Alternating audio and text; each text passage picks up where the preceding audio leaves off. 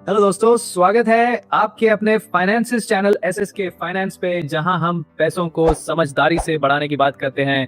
क्या आप share market में निवेश करना चाहते हैं लेकिन ये सोचकर डरते हैं कि कहीं पैसा डूब ना जाए, या फिर आप सोच रहे हैं कि एक साथ कई कंपनियों में कैसे निवेश करें, वो भी कम खर्च में? अगर हाँ, तो आज की वीडियो आपके लिए गेम चेंजर साबित होने वाला है।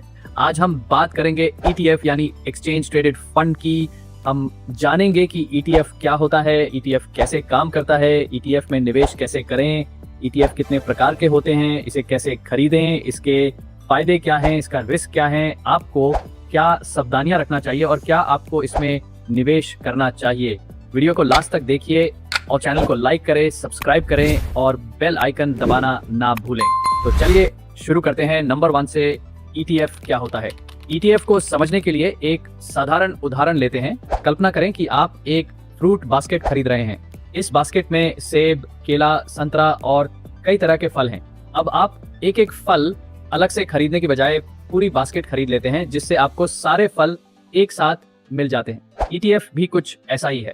ETF का फुल फॉर्म होता है एक्सचेंज ट्रेडेड फंड। ये एक तरह का निवेश है जिसमें एक फंड कई सारी कंपनियों के शेयर, बॉन्ड्स या दूसरी संपत्तियों को एक टोकरी में डालता है। जब आप ETF खरीदते हैं तो आप उस पूरी टोकरी को खरीद लेते हैं, यानी आपको एक ही निवेश में कई कंपनियों या एसेट्स में हिस्सेदारी मिल जाती है। उदाहरण के लिए मान लीजिए आप निफ्टी 50 ETF खरीदते हैं। इसका मतलब है कि आप भारत की टॉप 50 कंपनियों जैसे Reliance, Infosys, HDFC bank, TCS में एक साथ निवेश कर रहे हैं। और सबसे मजेदार बात, ETF को आप स्टॉक मार्केट में उसी तरह खरीद और बेच सकते हैं जैसे कोई शेयर। ये स्टॉक एक्सचेंज पर पूरे दिन ट्रेड होता है और आप इसे अपने ब्रोकरेज अकाउंट के जरिए आसानी से खरीद सकते हैं। आप चलते हैं नंबर 2 पर। ETF कैसे काम करता है? ETF किसी खास इंडेक्स, सेक्टर या एसेट को ट्रैक करता है। उदाहरण के लिए मान लीजिए निफ्टी 50 ETF भारत के टॉप 50 कंपनियों के इंडेक्सेस को फॉलो करता है। गोल्ड ETF सोने की कीमत को ट्रैक करता है। सेक्टर ETF जैसे टेक या फार्मा ETF किसी खास इंडस्ट्री को फॉलो करते हैं। ETF का प्रबंधन एक फंड मैनेजर करता है, लेकिन ये एक पैसिव इन्वेस्टमेंट होता है। इसका मतलब है कि फंड मैनेजर बार बार शेयर खरीदने बेचने की बजाय इंडेक्स को कॉपी करता है। इसलिए ETF की एक्सपेंस रेशियो यानी मैनेजमेंट फीस बहुत कम होती है, आमतौर पे 0.05% से लेकर 0.2% तक। तुलना करें तो म्यूचुअल फंड्स की फीस 0.5 से लेकर 2% तक हो सकती है। इसके अलावा ETF में ट्रांसपेरेंसी भी होती है, आपको हर दिन पता होता है कि आपका पैसा कहाँ निवेश किया गया है। आप चलते नंबर 3 पर। ETF में निवेश कैसे करें? अब सवाल यह है कि ETF में निवेश कैसे शुरू करें। ये बहुत आसान है, मैं आपको स्टेप बाय स्टेप बताता हूँ। सबसे पहले आपको एक डीमैट और ट्रेडिंग अकाउंट चाहिए। आप ज़ेरोधा, अपस्टॉक्स, ग्रो या एंजल वन जैसे प्लेटफॉर्म्स का इस्तेमाल कर सकते हैं। अगर आपके पास पहले से अकाउंट है तो बढ़िया है। अब आप अपने फाइनेंशियल गोल्स के हिसाब से ETF चुनें। लॉन्ग टर्म्स वेल्थ क्रिएशन के लिए निफ्टी 50 ETF या सेंसेक्स ETF, सोने में निवेश करने के लिए गोल्ड ETF, किसी खास सेक्टर में निवेश के लिए बैंकिंग ETF, टेक ETF या फार्मा ETF। ETF चुनते समय इन बातों का ध्यान रखें। एक्सपेंस रेशियो, कम फीस वाला ETF, trading volume, high volume ETF में आसानी से खरीद बिक्री होती है। ट्रैक रिकॉर्ड ETF का पास परफॉर्मेंस चेक करें और उसके बाद ETF खरीदें। अपने ब्रोकरेज ऐप में ETF का नाम सर्च करें और जितनी यूनिट चाहिए उतनी खरीदें और ऑर्डर प्लेस करें। आप चाहें तो SIP के जरिए भी ETF में निवेश कर सकते हैं, जिससे हर महीने थोड़ा थोड़ा निवेश होता रहे। अपने निवेश को हमेशा मॉनिटर करें। ETF को लंबे समय तक होल्ड करना बेहतर है, लेकिन समय समय पर इसके परफॉर्मेंस को चेक करते रहें। अब चलते हैं नंबर 4 पर। ETF के फायदे। ETF इतना पॉपुलर क्यों है? चलिए इसके 5 बड़े फायदे समझते हैं। फायदा नंबर 1, डाइवर्सिफिकेशन। एक ETF में 50, 100 या उससे ज्यादा कंपनियों के शेयर होते हैं। अगर एक कंपनी का शेयर गिरता है तो बाकी कंपनियां उसे बैलेंस कर सकता है। इससे रिस्क कम हो जाता है। ETF की फीस म्यूचुअल फंड से बहुत कम होता है।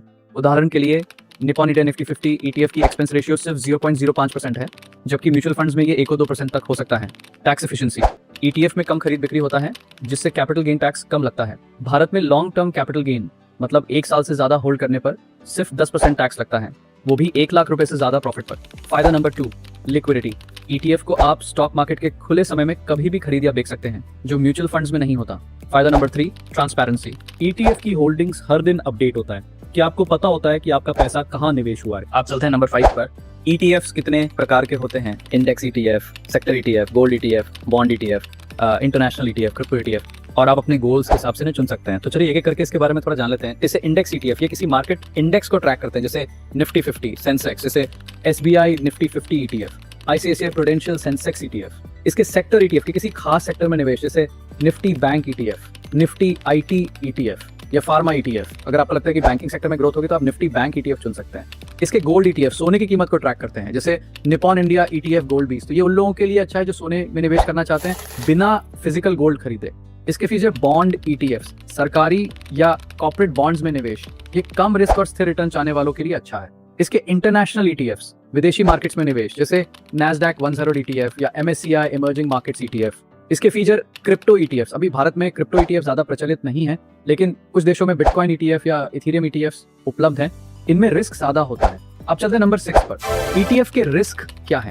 इज़ बॉट एंड टाइम, लेकिन कुछ रिस्क भी हैं, इन सब का जरूर ध्यान रखें। इसके market risk, ETF stock market से जुड़े होते हैं, इसके मार्केट गिरने पे ETF की वैल्यू भी गिर सकता है। लो वॉल्यूम ETFs, अगर ETF का ट्रेडिंग वॉल्यूम कम है तो इसे खरीदना या बेचना मुश्किल हो सकता है, हमेशा हाई वॉल्यूम ETF चुनें। क्लोजर रिस्क, कुछ ETFs कम परफॉर्मेंस की वजह से बंद हो सकते हैं, इसलिए हमेशा अच्छे फंड हाउस का ETF चुनें, जैसे SBI, ICICI या निपॉन। ट्रैकिंग एरर, कभी कभी ETFs अपने इंडेक्स को 100% सटीक ट्रैक नहीं कर पाता, हमेशा ट्रैकिंग एरर चेक करें। सेक्टर रिस्क, अगर आप सेक्टर ETF में निवेश करते हैं तो सेक्टर की परफॉर्मेंस आपका रिटर्न निर्भर करता है। अब बहुत जानते हैं क्या क्या सावधानियां रखना चाहिए। हमेशा ETF का प्रोस्पेक्ट पढ़ें, अपने पोर्टफोलियो को डाइवर्सिफाई करें, सिर्फ एक ETF पर निर्भर ना रहें। लंबी अवधि के लिए निवेश करें, क्योंकि ETF का असली फायदा समय के साथ मिलता है। तो दोस्तों, अब आप समझ गए होंगे कि ETF एक सस्ता, आसान और स्मार्ट निवेश विकल्प है। अगर आप शेयर मार्केट में शुरुआत करना चाहते हैं लेकिन ज्यादा रिस्क नहीं लेना चाहते तो ETF आपके लिए परफेक्ट है।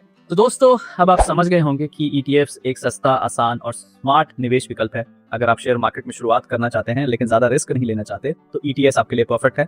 आप चाहें तो SIP के जरिए भी ETF में निवेश शुरू कर सकते हैं, जिससे मार्केट टाइमिंग की टेंशन खत्म हो जाता है।